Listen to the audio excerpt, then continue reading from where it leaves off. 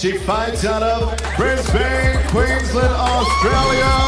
Here is Bec Rowdy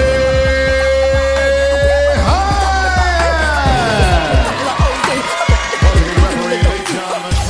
Not long after having my second son, Enson, in 2011, I moved up from Tasmania to Queensland to train at my first real MMA gym, Impact MMA. I've been training under Mal Van here for, ever since then, and Mal and the crew at Impact trained me up for the solid, I think, 8 months before my first fight. I was, juggling 2 children. One was newborn, so it was very hard, but I've got a good support crew behind me, and yeah, so Impact has done great things for me, and I'm happy to call it my home. Invicta first signed me, I think, after my fight on Nitro in October in 2012. They got hold of me after I'd won, I think 4 straight fights. So I knew I was on their radar for a bit, but I just knew I had to keep winning fights and they'd eventually want me. I got the call to fight Jojo Calderwood. I was really excited about that fight as I'd watched her on one of the first, I think the second Invicta card, and she's an amazing striker, so I was really excited to fight her. And then 8 weeks out I was training hard for Joanne, and then I think it was two weeks out, a week before I had to fly out to Kansas City, Missouri. I got the call to see if I would be a late-minute replacement for Carla Esparza. Her opponent had broken her nose and she was out of a title fight, so I couldn't, turn down a title fight, and so I took the fight. 15 seconds, that would be something. Esparza should just shoot. Last 10 seconds. One more big shot, or a big bomb that punches back. Nice. Oh, wow, she drops her. Holy monkey. Oh, and the fight is over. What an ending right there. What an ending to the fight. First of all, welcome to America, and thank you so much for stepping up on short notice for this fight. How do you feel? I'm tired and a little disappointed, but a lot of people said that I wouldn't make it through the first round. You better believe the hype, because I just made it through 5 rounds with number 4 in the world. So believe it, because I'll be back and I'll be coming to get that belt. My last fight was on Invicta Fighting Championships 5. It was in April, and it was against Jasminka Sour Cream and Chives is what I used to call her, but Jasminka Sive or Sive, and there was a lot of beef with that fight. She caught on the internet with her fiance that I call Willy Bum Bum, and they attacked me and accused me of being on steroids and being a junkie and a lot of things, saying I'm Facebook Trainer of the Year, and I don't actually train, I'm just on Facebook 24/7. So I had a little fun with them, and it blew up. The internet went crazy over it, and there was a lot of beef, and it was real beef. You could tell the tension between us, especially when we did our our sit down stare off video. And I couldn't wait to just get in there and punch her in the face. I know I always say that I just want to get in there and punch my opponent in the face, but Jasminka, I really wanted to hurt her. And the fight just went exactly to plan. I went out there and started striking. By Hyatt, Sive along the fence now as Hyatt comes in. She didn't want any of it. She tried to tie out with me, so I took her down. In fact, and then she bases back out. I think she wants to finish this one quickly. I got Mount in the end and just started elbowing her in the face. You could hear my cornerman, Mal, my head coach, was just screaming at me, "Armbar, Rowdy, armbar!" And the only thing I could think of in my head was, "No, I'm not ready. I'm not ready for your arm. Stop giving me your arm. I want to elbow you in the face some more."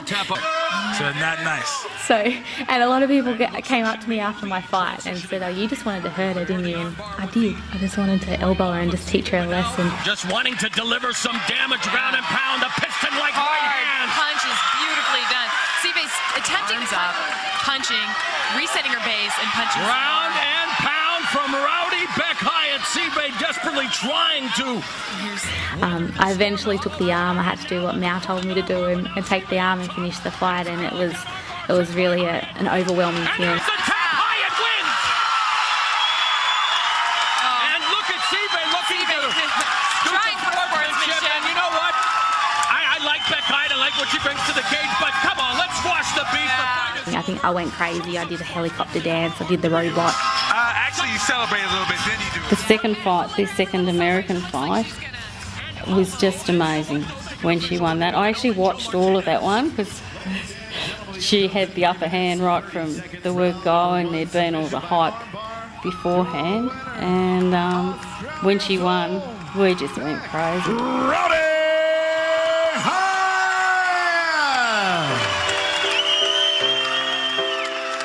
Rebecca has two beautiful boys. I say that because they're my grandsons too, but they're just delightful. She is a good mum. They are polite. They're the only kids that I've ever known that say thank you when you change their nappy. She has their best interests at heart all the time, and she struggles with having to do the amount of training that she does, and to provide the continuous care to the kids, and that's why we're probably up here to some extent to help her with that. We noticed that she was pretty tenacious. She was pretty tough and was picking things up quite quick. So in a very short time, she managed to get fight ready, at least for an amateur fight. It was actually here in Hobart, and she got knocked out. And from that, what I thought was tenacious before doubled. The girl did not stop then. Then she trained hard. That's the one thing that I don't think people realise about Bec until they're in the cage with her, that she is there to stop them. She wants to finish. She wants to get the job done. There's no malice, but she is in there to work, and she does not stop. The most tenacious fighter probably that I've ever trained. My next opponent, Mizuki Inoue, she's from Japan. She's 18 years old. They call her the child prodigy. She had her first fight when she was 16 years old, which is crazy. I can't imagine myself fighting, in an arena at the age of 16. She's been training since she was in 6th grade, so a whole lot longer than me. So a lot of people were saying, oh, you're going to beat up a kid, the poor Japanese girl, but she's actually been training and fighting longer than me. So, and I'd hate to fight me when I was 18 years old. They're just fearless, so it's going to be a really good fight. She said that she wants to strike with me. She's a good striker, so hopefully she just comes out there and chooses to strike and not tries to take it down like everyone else. But I don't mind, either way. I'm confident on the ground, standing. I don't care. I just want to fight, and I just want to win, and I'm going to go out there and do that. Mizuki Inoue is actually ranked number 10 in the world, and I want that ranking. I'm not ranked yet, which annoys me, gets under my skin a little, so definitely chasing that ranking, and I'm going to get it, and then I'm going to keep chasing till I'm number 1. That's my goal. I'm going to get the title and become number 1 in the world. I'll be famous, and everyone I know will tell me that I'm changing, and then my cell phone will never stop ringing, and I'll be all over magazine pages. Tune in to Invicta FC 6 on July 13th to watch me play Punchy Punch. Go to invictafc.com for all pay-per-view details, and thank you for watching.